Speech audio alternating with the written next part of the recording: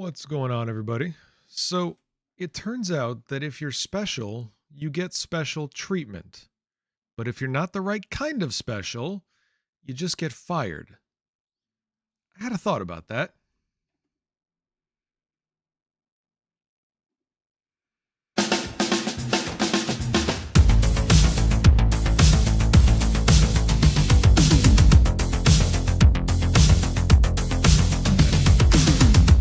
Party people, how you feeling?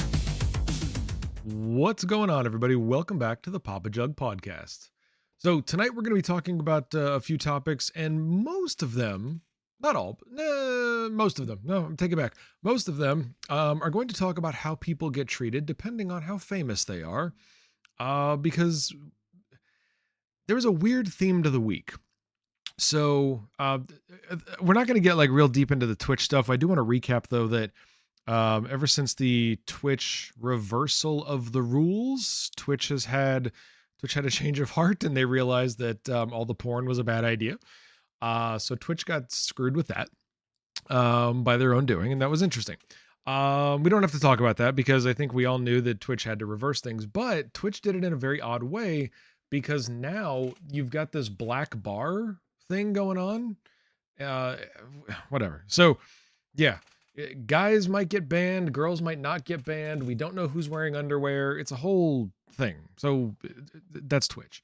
But we're going to be talking about things like Dungeons and Dragons. We're going to be talking about indie game publishers like Versus Evil. We're going to be talking about game releases coming up next month in January. We're going to be talking about, because this is being recorded on December 22nd. So next month is still January. But then the big chat of tonight is going to be how celebrities are treated on certain platforms. And are they targeted? Are they given, like I said, special treatment? There's a whole series of problems with what's going on. And like I said, Twitch TOS is part of it, and we're going to get into that. I do want to thank everybody once again. If you are already following the YouTube channel, thank you so much for doing that. Before we went live, I checked a couple hours ago. We were sitting at 360 followers now. So as you can tell from episode to episode, we are definitely growing, and that is wonderful. I really, really hope. I promise I'm trying to get this done. I've got a new Star Citizen video coming out hopefully before Christmas. There's just a ton of stuff going on IRL. But I think there's a new Star Citizen video coming out before Christmas. I've got a Starfield virtual photography piece that's coming out. I think also probably either on Christmas or the day after. So it'd either be December 25 or December 26.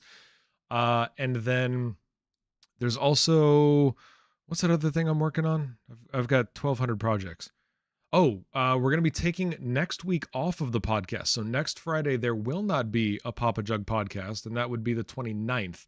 I'm going to be spending some time to upgrade some of the things in the podcast, and making some decisions about how things get changed. So we've got hopefully some new stuff coming in 2024 for the podcast.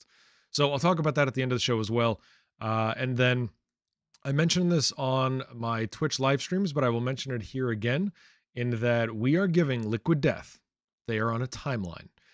Liquid Death needs to move forward with a sponsorship with the illustrious PapaJuggernaut and the PJParty such as yourselves. Liquid Death needs to move forward with that by January 31st, or we're going to move on to a different water company, because Liquid Death is just not cooperating, and we are so just bitter. Anyways, so we're doing all of that. But tonight, as I said, we are going to be talking about a few things, and we're going to kick things off with Wizards of the Coast, aka, see, these are all of our topics. This is very nice what you have here on screen. But tonight we're going to be kicking it off with Wizards of the Coast. And the reason we're talking about Wizards of the Coast is because Wizards is facing a whole lot of lost employees. It was very unfortunately announced last week that Hasbro is terminating another 1,100 people across their company. Ouch. I'm so tired of reporting on the massive layoffs in the gaming industry, But nevertheless, here we are. Unfortunately, a lot of this is going to impact Wizards of the Coast. Here's why this is weird. I'm gonna read to you from a story. This is off of GeekWire. So, a new round of layoffs at Hasbro has impacted its subsidiary, Wizards of the Coast, despite Wizards' strong recent performance and its status as a linchpin for Hasbro's overall revenue stream. The result could spell trouble for both companies as they head into 2024, which they will. 1,100 workers throughout its global operations. The CEO called it a strategic transformation. I get that executives need to try to put a positive spin even on bad news, but it's so lame and hollow now when they call it strategic realignments, strategic transformations, economic right sizing. It's like they've got all these buzzwords, but it's the same buzzwords again and again and again. Just let people know we're having to, make our ship smaller so that it can float better. You can be more creative than this, and you don't have to make it sound like these people weren't strategic. Here's why I say that. So, were these people strategic? Let's talk about it. Those affected, as per a list assembled by comicbook.com's Christian Hoffer, include Mike Merles, which is Magic the Gathering's director and former D&D creative director, Amy Dallin, the Dungeons & Dragons Beyond host and producer, Aiton Bernstein, Dungeons & Dragons Senior Development Editor, Larry Frum, Senior Communications Manager, and Bree Heiss, the Dungeons & Dragons Art Director. Some employees also opted, according to an internal memo from the CEO, to voluntarily accept early retirement. Wow! That is a list of senior people at a company that is the only ones making money for Hasbro. If you guys don't know, Hasbro is a massive global company. They make tons and tons of gaming merch. They make tons and tons of gaming toys and things. Huge in the toy business. Okay, toys and games. That's their thing. The reason it's strange that Wizards is getting hit so hard is because most of Hasbro is losing money. Most of Hasbro, if you look at their stock filings, most of Hasbro is operating at a loss. Literally not profitable. But the gaming part is profitable. The part that Wizards is a huge chunk of, that is making money. So why are they getting rid of senior people who can lead the profit making, and now they're gone? It's weird. So here it is. As has been the case for the last couple of years, Hasbro's gaming endeavors, led by Wizards of the Coast, has been the only consistently profitable part of the company. In its most recent earnings report, Hasbro wrote that its toy and entertainment segments are both losing money, while its gaming segment's revenue grew by 40% in Q3 of 2023. Literally, not only are they the only profitable portion, but they are hugely profitable, and it keeps growing. And that's who you let go? It's like, how bad are things at Hasbro? And like I talked about, this episode is all about, are you special enough? Because if not, you just get let go. You need to be a celebrity of some kind, I guess, in order to be retained by anybody or to be treated specially by anybody. So little confusing, unsure about what's going on there, but I think it does mean that Hasbro has some very, very serious problems. Unfortunately, the Hasbro problems are now bleeding into Wizards of the Coast, and that is not where they should be cutting things. Wizards has to be protected because Wizards is the only people making money. Sucks to see it. So anyways, not special enough to be protected, but some very senior, very creative people have just been let go over at Wizards of the Coast as part of 1,100 layoffs at Hasbro. We don't like it. We hope they find a good place to land. Somebody is going to value their talent and be like, hell yeah, you made that much money over at Hasbro? Come on down. Get really excited to bring them on board. So let's move along to Versus Evil. This was not originally part of tonight's agenda. I had built out tonight's program and these guys weren't on it. However, we do have some, again, very unfortunate news to share because Versus Evil announced today at 10:08 a.m. Pacific time that all of Versus Evil is gone. The entire company laid off and closed doors. That's rough.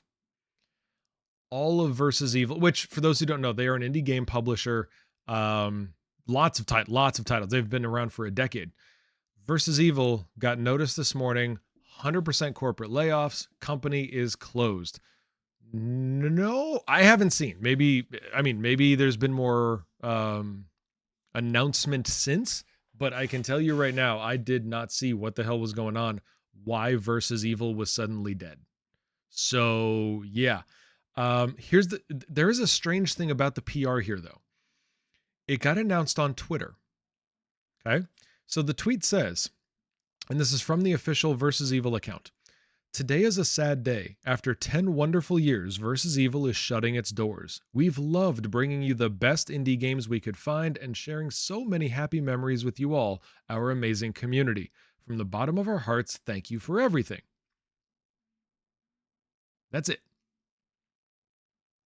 No explanation. No, like this was just a sudden goodbye, which again, confusing. The reason this is confusing to me is that this is on Twitter. It is currently slightly after 7:30 p.m. Pacific time. This was announced at 10 a.m. Pacific time. It's still not on their website. Their website still looks like everything's normal. There's no announcement on the website. There's nothing like, there's no big bulletin that says, doors shut, please stop paying attention to us. No, there's nothing. So I'm going to check again. I'll go there right now. So website, Versus Evil. I'm clicking over there. Here, you can look at it with me. Here you go. If you're looking at my screen, here it is right here. Versus Evil, powered by indies, all their games. There's nothing here. Latest news. Here's their latest news section. The last time they posted was December 13th. It was 9 days ago. Nothing new. Please tell me the careers page is still active. Oh, okay, no openings. I was like, dude, that is not cool. But yeah, there's nothing on their website that says they're closing. I wonder what their YouTube. I never checked their YouTube channel though. Across the farthest reaches. No, shut up. Not here to get DMCA'd. Yeah. Nothing on their YouTube channel either. What about community? No. So here's another, look at this.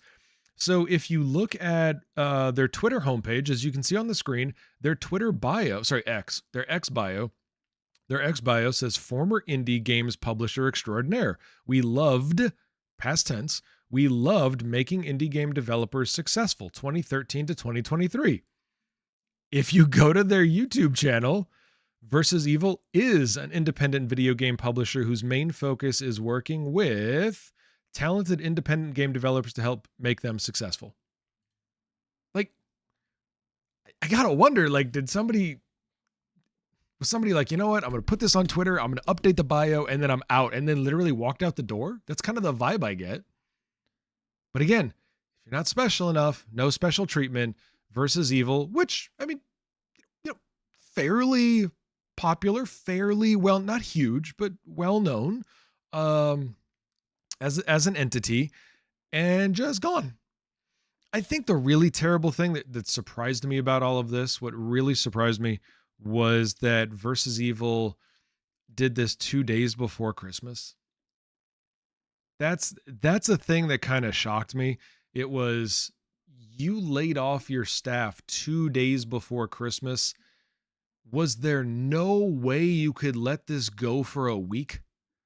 Like, you couldn't let this happen on the 29th or something? Like, I'm really befuddled about the timing, and I'm trying to think of, like, I mean, because I own companies and things like that. I get certain things are beneficial for timing purposes, but I'm not sure how losing a week was going to hurt anything, because it's not like you were closing your books before the 31st of the year. Why would you do this to people? Were the finances that bad? Could the CEO just not like be like, hey, you know what, CEO, I'm not going to take pay for a week. Somebody sell stock options or do something. Like, it just sucks, man. Again, not special enough. Everybody got shit canned on 2 days before Christmas. 3, technically, whatever. 3 days before Christmas, whatever you want to count it by. I hate to see that kind of stuff. And like I said, to talk about more layoffs in the industry, it's just, it's becoming a terrible trend. I'm so tired of it. But in case you hadn't heard, announced this morning at 10 a.m. Pacific time, 1 o'clock Eastern, Versus Evil has closed its doors and fired everybody. Sad times.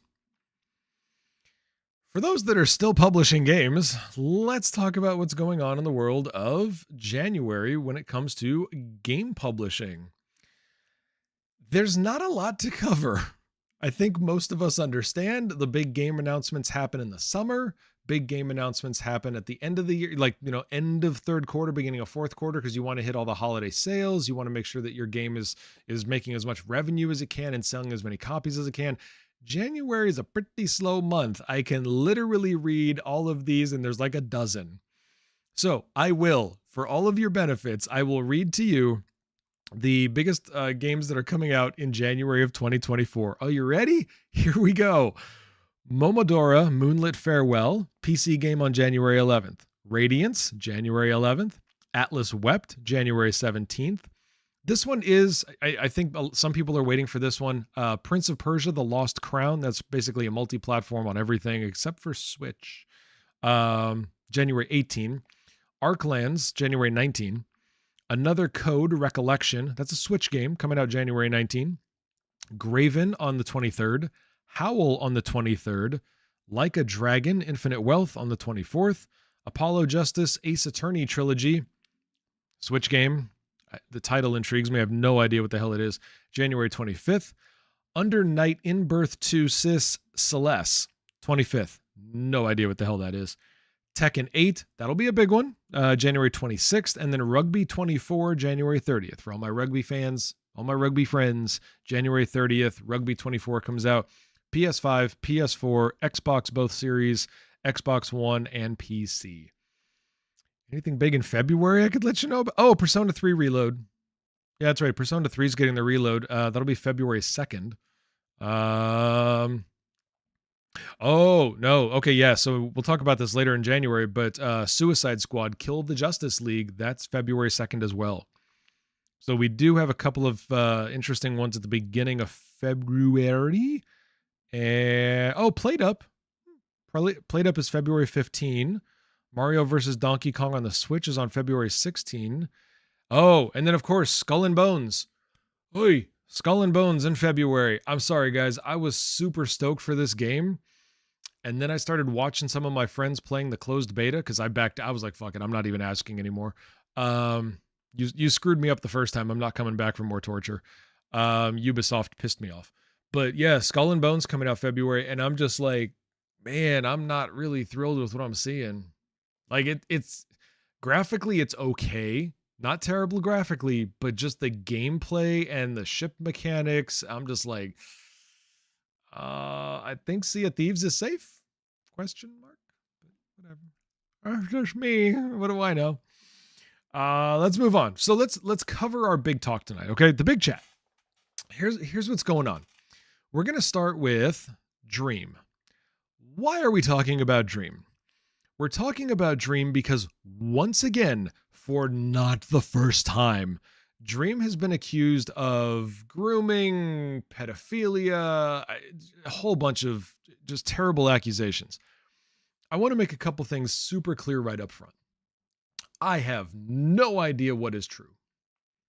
I can't tell you. I've not a clue. It's ugly. It's not something that should be taken lightly. There seems to be credible evidence, but that can't even be confirmed, at least not publicly. Like law enforcement isn't really speaking about any of this, which I find to be weird. If somebody has this evidence, where is law enforcement in all of this? Like, I take it back. Okay, there is one involvement of law enforcement in tonight's story. But it's a weird involvement. So let's just let's jump into this. So Dream, a couple of months ago, or about a month and a half ago, whatever it was, gets accused once again, like I said, of grooming, of having inappropriate conversations and sending very inappropriate pictures to a minor. Dream has denied all of this. And strangely and not strangely, Dream said, I'm going to publish a video response. Absolutely not necessary for two big reasons. One, you don't need to make this a production. Okay. It's not like, I'm going to pick a person at random, but I'm going to pick a singer. Okay. I'm just going to leave names out of it. If a singer was accused of pedophilia or grooming a minor or having inappropriate contact with a minor, the singer wouldn't say, I'm going to release a song response. Like, for Dream to say, I'm going to make a video response, it's like, this sounds so orchestrated. I have to imagine, and I'm not a lawyer, I just play one on YouTube. I have to imagine there's no lawyer going, you know what, you should make a video response. Let's definitely take a whole bunch of time to produce a video that isn't going to do anything for you in court. Let's produce a video as part of a PR campaign. Like, I can't imagine a lawyer giving him that advice. And when you're dealing with accusations of grooming and pedophilia, you probably should listen to your lawyer, because that's your problem. If people are mad at you, if you lose followers, whatever, that's one thing. If you go to jail for pedophilia, that's another. So I would be, me personally, I'm Jug, I'm not Dream. I'd be listening to what my lawyer tells me to do. Of course, I also wouldn't be sending dick pics to a 17-year-old, but whatever. So let's go over this, okay? Dream says, I'm innocent of this. I haven't done any of this, and I'm going to make a video response. A, Jug thinks you're an idiot. B, the video response was weird. Okay. And then, by the way, he publishes the video response just 3 days ago. On December 19th, he publishes this video response. It's 80 plus minutes long. It's like 88 minutes or something. He publishes this video response and then disappears from social media because he says, I'm going to be taking I'm paraphrasing. I'm going to be taking a break from social media, and someone else is going to be managing my accounts purely for promotional purposes. So in other words, I'm no longer going to be using my social accounts to have social conversations. Okay. I'm not going to be DMing people. I'm just going to use it to tell you about my upcoming projects and things like that. Great. So, this is a summary. Minecraft YouTube star Dream has taken a step back from social media and released the promised response video addressing several allegations, including accusations of grooming a minor. Remember, as I said, this is not Dream's first accusation. Dream has been accused of this stuff before. And occasionally, if you guys spend any time on X, you will see trending topics pop up like I hate Dream or I love Dream. People either detracting or supporting him. And it just randomly pops up. Like, people are just like, hey, let's start this again. And it just, again, I'm not making an accusation. I'm simply saying that it seems coordinated. This seems planned. Like, almost as if the drama is being manufactured. And like I said, to have somebody come up and be like, okay, I'm going to make a video response as part of a production. Like, he didn't just step in front of a camera for 88 minutes and talk. He produced a video. I would assume maybe his editors did. That's a production, dude. I mean, it's not like any of this holds up in court. Okay. Sorry. So, in late 2022, Dream was accused of flirting with and grooming a minor by Twitter user Anastasia, who claimed she was 17 years old at the time she had an encounter with the YouTube star. He has said that ever since that accusation, he has been harassed for a year. There was also an incident that was recorded where he was assaulted by the voice actor Nicholas Cantu. There's that whole drama about how, I mean, I think if I remember right, I could be wrong about this, but Cantu admitted, because I mean, he was on camera, he was drunk. But like, so there was that whole incident. Okay. On November 20th, 2023, so basically a year after the the last accusation, more allegations came from an anonymous X account, B88221141, which posted videos and screenshots of messages from a Snapchat user named Dream, which, by the way, if you're trying to groom a minor or find somebody who just turned 18, wink, wink, they just turned 18 and you're trying to set yourself up and get dates with this, maybe don't attach the most famous name on YouTube to it. Just a tip. So the account is literally named Dream, because that's super secretive, claiming that they can, quote, confirm without a shadow of a doubt, end quote, it was the YouTuber's Snapchat account. The user alleged that the YouTuber exchanged sexually explicit messages to a girl aged between 16 and 17 named Jamie in 2019. Okay? In response, Dream promised fans a video to address the allegations, where he said that he's a prior victim of domestic violence. He has also recently been physically assaulted, which was the Nick Cantu thing, and he's had revenge porn used against him. Dream's like 23, 24. Why is there revenge porn against him? Why is there porn? Okay, that's a whole other problem. It's like, so you admit that there is revenge porn against you. In order for it to be revenge porn, that means you've recorded yourself doing sexual acts. So you're not, again, I can't imagine a lawyer being in favor of this. Dream states, quote, I am not a pedo. I didn't groom anyone. And what's being spread in this particular instance is black and white. And I will lay everything out in my video. Please stand by. Including the situation with me being assaulted and other situations that are incredibly serious. So part of his defense for I've never groomed anybody and I've never been a pedo is I have a traumatic history. That doesn't help your case, sir. Again, you have a lawyer. You should go get one, because you need a criminal defense attorney, unless this is all bullshit, in which case you're really going to need one, because this could be fraud. Let's move on. Quote, working on a video responding to everything going on, and it's my top priority as it's incredibly serious. I was assaulted and lied about by a drunken voice actor that I had just met, and then a burner account posted a secondhand claim telling stories for a victim. Okay. So, since the post on November 21st, Dream has remained silent across social media.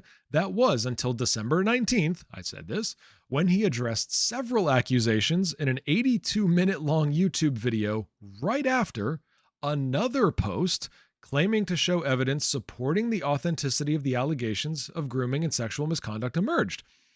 Okay, so right before he publishes his video, again, timing, this doesn't sound manufactured to anybody else. Right before he publishes his response video, someone else pops up and says, look, I have more evidence. Wow, timing is interesting. Twitter user DreamEV33233 provided a 24-page document indicating that Dream's Snapchat account in question, the one which he allegedly used to groom the minor, appears to match his Snapchat account that he publicly shared years ago. Why would it take somebody a month to figure that out? This is the internet. Like, there are some people on the internet, big surprise, there are some people on the internet who have nothing else better to do than to harass or otherwise annoy famous YouTube celebrities. That's what they spend their time doing. Somebody would have figured out, like from the Wayback Machine, just been a bit like, hey, that account got mentioned previously. Look, it's being used again. Must be the same thing. Why would it take a month to figure that out? Whatever, doesn't matter. Not only that, but the document provides details about Jamie, the alleged victim, in an attempt to verify their authenticity and using the Wayback Machine, an internet archive of screenshots indicated that their first public interaction with the YouTuber was in August of 2019. Okay, why would it take a month to track any of this down? This is literally a 10-minute search. This whole thing screams manufactured. This whole thing screams publicity, not crime. If there is a crime here, let me be very super clear. If there is a crime here, I'm not saying it didn't happen. I'm simply saying that all of this and the way it's happened and the timing of things and the responses and the evidence and the lack of evidence, the whole thing seems like it's a PR stunt. And I'll get more into that. Screenshots appear to show that Dream, the Dream account, I should say, not Dream, the Dream account followed Jamie, the alleged victim, as early as September 3rd of 2019, while posts from her in October of 2020 claimed that she was turning 18 the following December, suggesting she was only 16 at the time of her meeting the YouTube star. Okay, that's a problem. In his response 3 days ago, Dream flat out denies the accusations of grooming any minors. The YouTube star first made note of several, quote, inconsistencies, end quote, in Anastasia's allegations, who claimed he flirted with her while she was underage. Okay. So, Dream says, quote, I didn't have any inappropriate contact with this person. I didn't have any sexual contact with this person. I hardly even remember who this person is at all. That's what he says in the video. Dream claimed the only conversation he could find with Anastasia were friendly Twitter DMs in which screenshots reveal that he recognized she had 18 in her bio. Her bio did state that she was 18. Okay. Suggesting she was legal at age at the time. However, the YouTuber admits, terrible word, terrible thing to happen. The YouTuber admits that Anastasia contradicted her age during their conversations, where she sent him a message asking for advice if she should drop out of school because she confessed she was, quote, turning 18 soon. Bro, the moment, obviously he's trying to get in her pants. There's no denying of that. You're having a DM with a total stranger. Obviously you are trying to hook up with this person. The moment she says, I'm turning 18 soon, that's the end of that conversation. You are a massive millionaire YouTube celebrity. The moment somebody says, I'm not 18 yet, end of conversation, block account, you're done. Like, nope, I'm not letting you manufacture shit for this. But no, he didn't do that. So he admits that he found out she was under 18 and kept talking. Not a good look. Okay. Later in the video, the 24-year-old addressed allegations from Amanda. This is a new accusation. Amanda claimed that she received inappropriate messages from Dream and exchanged, not sent, exchanged. In other words, it went both ways. Sexually explicit images while she was 17 years old. Once again, the YouTuber denied the accusations. Dream also denied Amanda's claims that he intended to meet up with her for sex in August of 2022 while she was in Orlando, Florida. Quote, none of this is true, he said. He then addressed the latest allegations from the anonymous burner account accusing him of grooming the 16 to 17-year-old girl named Jamie. Quote, I immediately want to say this is not true. First of all, it's not immediate. You took a month to create a video, and this is not the first words in your video, so it's not immediate. I immediately want to say this is not true. I did not groom anyone. I did not groom Jamie, and I would never be inappropriate with anyone underage. Small problem. You already admitted that you were inappropriate with or you admitted that you were having private conversations with somebody who told you she was under 18. So let's just take your denial and move forward. I would never be inappropriate with anyone underage. Wrong. The YouTuber responded to the videos in which he allegedly sent audio of him moaning with sexually explicit messages. He admitted he was in contact with Jamie, who is also followed by several of his friends. The claims are completely false. They're not completely false. You admitted you were in contact with her. Completely means all elements of the accusation are false. That's what complete means. Complete means start to finish. You've already admitted part of it is true. So it's not complete. Again, call a lawyer.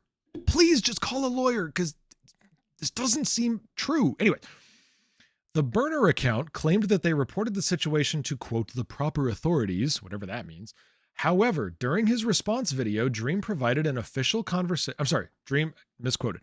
Dream provided an audio conversation with an Orange County Sheriff's Office, which doesn't make any sense. You can't have a conversation with a building.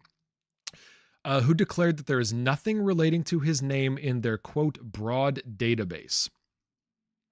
So his idea of evidence is to broadcast an audio recording, not an official statement from the sheriff's office, not an official document showing that there is no record of him having an accusation against him.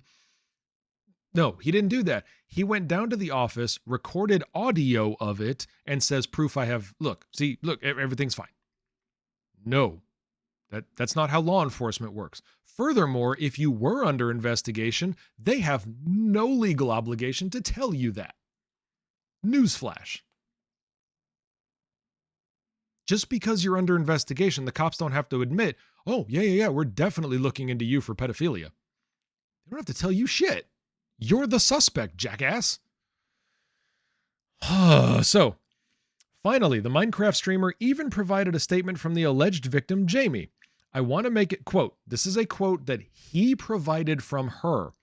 I want to make it very clear that I was never groomed. I am definitely not a victim of Dream, the statement read. I don't know how or why people are using my name and information without having ever asked me if any of it's true.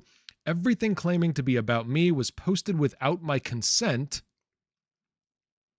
Leave me alone. Let's take a look at that sentence, shall we? Everything claiming to be about me was posted without my consent. That statement doesn't say it's wrong. That statement doesn't say it's false. That statement doesn't say it's fake. It simply says it was posted without me knowing about it. Or approving it, I should say. It doesn't say it's not real. Oops. Also, her statement provided by the alleged, perpetrator of a crime doesn't mean a damned thing. Right? Like, we're all catching up, right? Like, victims, okay, I don't know if anybody has ever heard of a thing called domestic violence, but typically the domestic violence victim doesn't rat out the domestic violent abuser because they're afraid of more of it, or there is an incentive to not admit it. Cops knock on the door. Hi, was your spouse beating you? No. Okay, ma'am, we're staring at a black eye. No, I fell down the stairs. Like, her statement of denial is released through the alleged criminal? I mean, that's kind of like the guy who got the shit kicked out of him by the mob, and the mob says, look, Tony's fine. Tony, aren't you good? Yeah, I'm fine. Okay, like, again, none of this looks right. None of this. This is so bad. The statement continues, I want nothing to do with this. I have been getting harassed by people either saying I'm looking for attention or digging through my life trying to confirm things that I want nothing to do with. Leave me alone, she says again. Allegedly. In his response video, the YouTuber also spoke on several other controversies, such as his infamous Minecraft cheating scandal, being assaulted by voice actor Nicholas Cantu. Going forward, Dream will be taking a step back from social media following the incident, claiming he will only be using it, quote, promotionally, while someone else is managing the account. Okay. As part of this video, there's another piece of drama that's not mentioned in this particular article, and that was he tried to show, as part of his 88 or 82-minute production, he tried to show how easy it is to fake evidence. Part of his defense was, look, you can make anything. Like, he manufactured DM conversations between himself and XQC. XQC seemed to be unaware that he was going to make this fake stuff. XQC looked pretty pissed on his next stream. He was not a happy dude. So, and then Dream apologizes to Pokimane over faked DMs. Like, his idea of saying that I'm innocent is I'm going to show that things can be fake. Okay, so your idea of showing us that you're being honest is showing us how you can make fake things. I'm missing how any of this helps.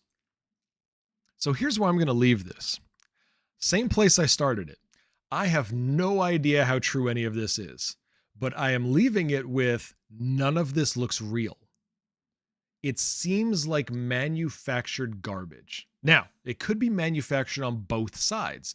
It could be manufactured claims that have no basis in reality from these accusers or these, supporters of accusers or whatever.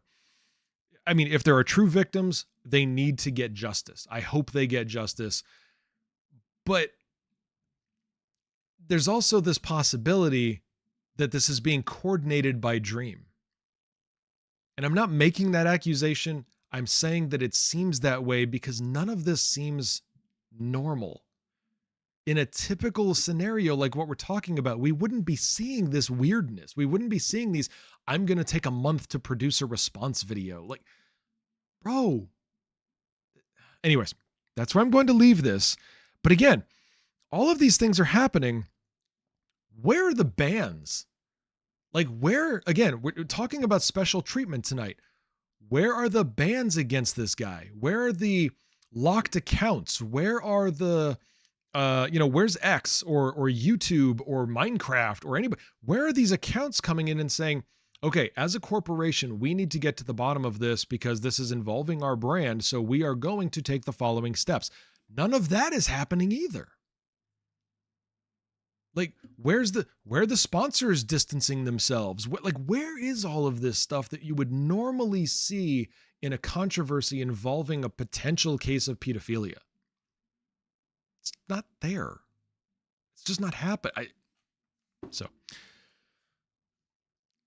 I think there's more to this story, and whether it's bad or worse, I think it still needs to come out. And we haven't heard what's going on yet. And I think that is, I think all of us should probably just not feed the fire.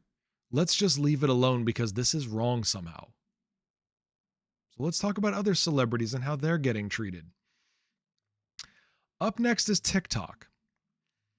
Why are we talking about TikTok? Quite simply, it's because it turns out TikTok has special rules for special people. That is the theme for tonight's big chat. Dream is accused of pedophilia. Nothing seems to have happened other than people mad on the internet or people supporting him on the internet. Happens all the time. But it turns out TikTok has special rules for celebrities. What am I talking about? Well, The Guardian, which is a media publication filled with, very credible, good talented journalists. The Guardian has been doing a lot of digging into TikTok. TikTok has a lot of accusations against it, most of which I believe, most of which are evidentiarily, I think that's a new word, evidentiarily. All right, we're going to go with that. Evidentiarily looks like may be true. But TikTok is a security risk. TikTok is a personal risk because all of the data can and is being shared with China. The government, by the way, not just the corporation, not just ByteDance, the government. So TikTok is not a great place. I think I have found a way to use it without divulging anything personal, but we'll see. So expect me on TikTok soon. TikTok. So this is an article from The Guardian as part of a big investigative report that The Guardian has been doing for a long time now into the different practices at TikTok. In this case, they were examining special labels. Let's call them that. TikTok users are given special statuses confirmed by internal documents. Okay. Moderators in Europe are encouraged to be more lenient with accounts of some high-profile figures. So when companies tell you that the same rules apply to everybody, I think we all believe that that's kind of bullshit. I think we all take a look at things and we're like, no, it doesn't. Because the way you're treating me isn't the way you're going to treat some celeb, because the celeb's going to bring you ad dollars. Okay. There's some evidence at TikTok that that's actually happening. TikTok has given special statuses to certain high-profile accounts, with moderators in Europe encouraged to be more lenient with content posted by people including Russell Brand, who is currently fighting an army of accusations of sexual assault. The demand to be less stringent has also been underlined in meetings with moderators, according to people who work there. Documents suggest that staff at the viral video app have created a hierarchy of users, with certain individuals or groups assigned internal tags, not public-facing, internal tags that allow them more leeway. Certain seemingly important accounts have been given internal tags which don't appear on others. Tags that point to an elevated status include, quote, super account, super account, super account. Wait, real technical, by the way. I love that. Super, that's the tag. I'm not making this up. Super account, super account. You couldn't just say super account. No. Super account, super account. Top PGC and, quote, top creator. It is understood that top creator is used as an umbrella term for these designations, although in some instances it is also employed as a user-level tag for an individual account. One TikTok staff member told The Guardian, quote, "No one understands what a super account is, but we are told to be extra cautious." TikTok insists, I love this. TikTok insists this is not company policy. Right. That's fine.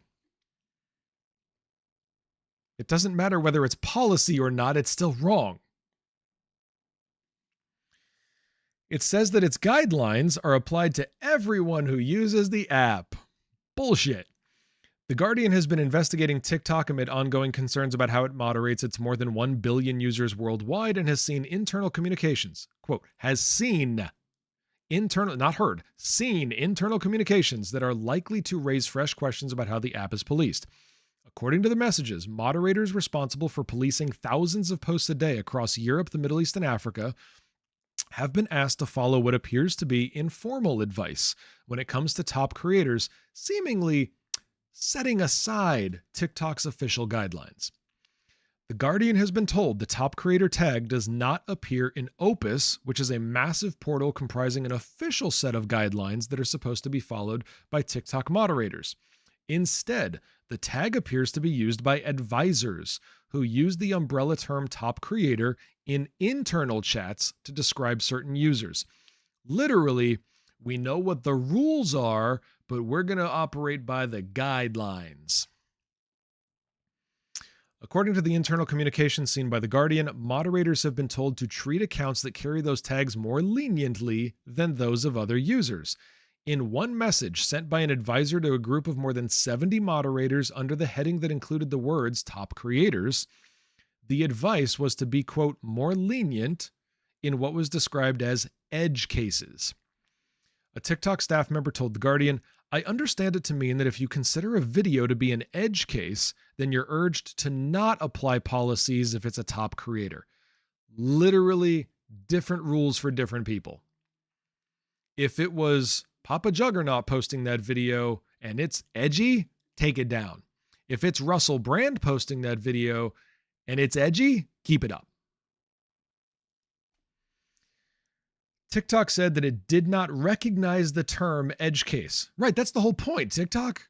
That's the whole point. That's the whole accusation. Thank you for admitting it. The whole accusation is that you pretend this doesn't happen. You're denying its existence, but it happens. Well, we don't recognize that. Okay, just because you don't recognize it doesn't mean that it's not real. It's like people who say, I don't believe in evolution. Well, you don't have to believe in facts for them to still be facts. Like that's the beauty of a fact, is that your belief in it is not required.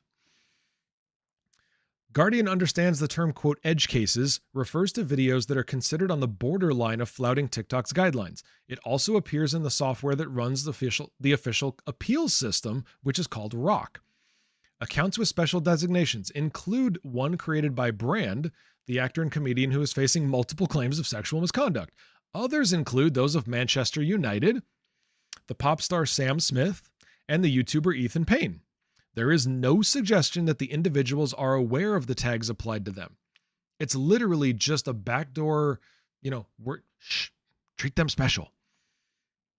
The request to moderators appears to challenge TikTok's own guidelines, which says that its rules should apply to, quote, everyone and everything on their platform. Some of the designations and requests to be more lenient have left one staff member confused. The employee told The Guardian, quote, how can you do that about something you haven't properly defined? Fair question. In one case seen by The Guardian, the super account designation is defined as a label for popular celebrities. In another, a super account is listed among a subheading of, quote, special labels. Another label is, quote, institutional account, end quote. It is understood that TikTok insists such terms are not used by the trust and safety teams, and it is inaccurate to report otherwise. That's another fascinating retort from TikTok. Trust and safety doesn't use those terms.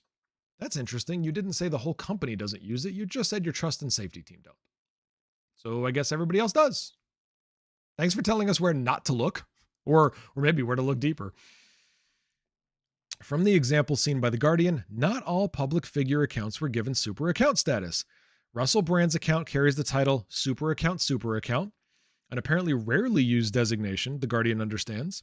Sam Smith, also has this user level, while Ethan Payne, a member of the Sideman YouTube group, who is better known as Bazinga, has the super account designation, as does the TV presenter Michael Barrymore. Another tag that appears in accounts is, quote, high influence creator, with a warning that reads, moderate carefully to avoid inaccuracies. Interesting instructions. Another member of the Sidemen, KSI, he has a high influence creator tag on his account, as does the TikTok Jesus account, which has 8 million followers. The BBC TikTok account does not have any of these tags, nor does the National Football Team of England. So Man United has the tag, but the national football team doesn't. Interesting. In one instance seen by The Guardian, moderators are praised for not over-moderating top creator cases. In another example, an advisor on the platform has told moderators to spend more time moderating videos for top accounts in order to avoid errors. So quite literally, be cautious with these folks. The advice given in relation to top creators appears to contradict wider internal guidance on moderating, which places an emphasis on speedy decision-making. A TikTok staff member said of the internal labels, quote, it is like an extra level of protection. That could be true. I mean, let's be fair. Even if this unfairness exists, part of the reason it does exist could be because they don't want to over-moderate. They don't want to make speedy judgments on famous people. On the rest of us, they're no problem. We will screw you over, and we don't care how shortly it takes us to do it. But on Russell Brand, let's make sure we're, really thorough. Thanks. A TikTok spokesperson said, quote, these allegations about TikTok's policies are wrong or based on misunderstandings, while The Guardian has not given us enough information about their other claims to investigate. Our community guidelines apply equally to all content on TikTok. Clearly, that is not true. Recently, TikTok moderators also referred to an internal tool called Lighthouse, which stores information about users. The tool is accessible on an internal website. I'm sorry, I didn't even know this paragraph. Recently, TikTok moderators have also referred to an internal tool called Lighthouse, which stores information about users. The tool is accessible on an internal website hosted by ByteDance. That's the Chinese corporation. That's the ones they keep telling the whole planet, your data is not accessible to the Chinese Communist Party. Bullshit it is. It absolutely, oh my God. Okay. The user information that was accessible to moderators included device type, for example, whether a user had an iPhone or what model it was, and information on the video. Moderators needed extra permissions to go beyond this. The Guardian was told that moderators were told in a training session that Lighthouse had access to the device ID, and that was how the platform could ban a device to prevent users from making a new account. That's reasonable.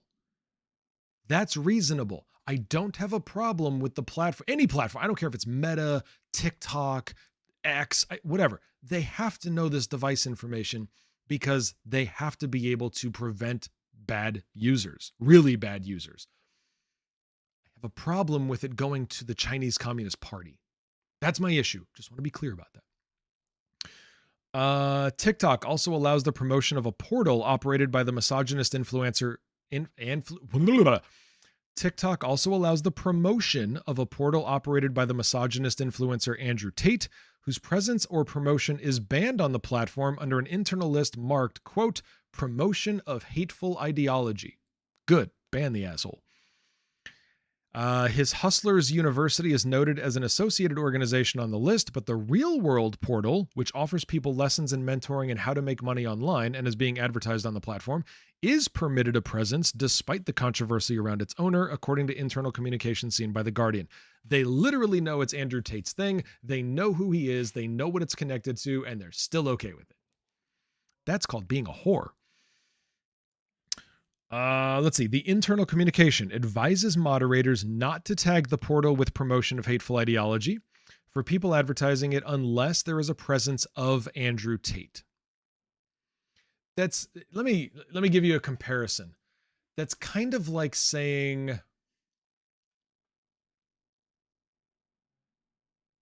for Americans, you got to be a little older to understand this reference. That's kind of like saying you can advertise the KKK as long as David Duke's not in the ad. It's kind of like saying you can advertise an insurrection as long as you don't have Donald Trump in the video. Like, no, that doesn't work. The British far-right figure Tommy Robinson is also banned from the platform under the hateful ideology list and should not be appearing on the platform at all. Despite this, excuse me, there appear to be several videos featuring Robinson on TikTok. Last year, a Forbes investigation found that TikTok employed a two-tiered moderation system that gave preferential treatment to influencers, celebrities, and other VIPs, according to leaked audio recordings of internal TikTok meetings from 2021. Once again, we have a shadow policy. There's there's real rules at TikTok, and then we have the guidelines. It's the pirate code. It found that one employee on the trust and safety team told the moderators, quote, "We don't want to treat these users as like any other accounts. There's a bit more leniency, I'd say." TikTok community guidelines are clear, however, that content moderation rules should apply consistently. This year, the global head of product policy at TikTok said, quote, "The guidelines apply to everyone and everything on our platform." Nope. So again, the theme of tonight is all about how are special people treated specially. And it seems very, very obvious that special people at certain special levels get special treatment. If you feel like you're being, maybe not singled out, but if you feel like you're not getting the same benefits as other users on a platform, you're probably right. If you feel like the rules aren't being applied equally, you're probably right. And if you feel like that's something you shouldn't put up with, you're definitely right. So after this episode, I hope you are willing to stand up to these platforms, send them messages to let them know that you are the product and you know it. And you should know that on every single one of these social media platforms. I don't care if it's YouTube, TikTok, Twitch, Instagram, all of it, X especially. You are the product. You are what is being sold to the advertisers. Your eyeballs, your time, your taps, your shares, all of it. It's you. Hopefully you are willing to talk to these platforms and say, if this bullshit continues, I will no longer be your product because I will leave your platform. That's what needs to happen. They're treating you, unless you're Russell Brand listening to this, or you're Andrew Tate, or your Dream. If you're listening to it, let's have a chat, because this is wrong, and I want you to stand up for everybody who doesn't get the treatment you get. But for the rest of us who are not getting that treatment, it's not acceptable. Rules need to be rules. And if you're going to filter my content, ban my accounts, or do whatever you're going to do to me because I'm not one of these huge celebrities right now, that's not right. So for the rest of us, for all of you, I do hope that from now on, you have a good morning, a good day, a good night, whatever it is for you, and I will see you next time. See ya.